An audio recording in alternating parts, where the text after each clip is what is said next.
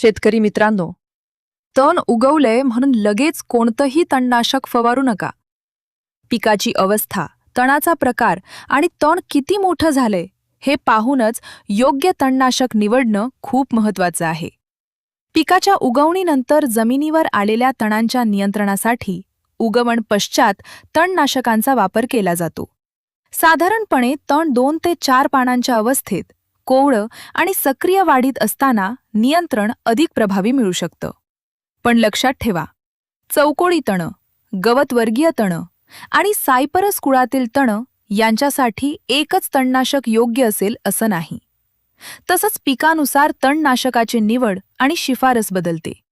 त्यामुळे चुकीचं तणनाशक किंवा चुकीचा डोस वापरल्यास पिकालाही नुकसान होऊ शकतं. फवारणी करताना लेबलवरील शिफारस, योग्य डोस आणि सुरक्षिततेच्या सूचना नक्की पाळा. अशाच शेतीविषयक उपयोगी माहितीसाठी कृषी ब्रह्माला फॉलो करा. कृषी ब्रह्म, ज्ञान शेतीचे, साथ समृद्धीची.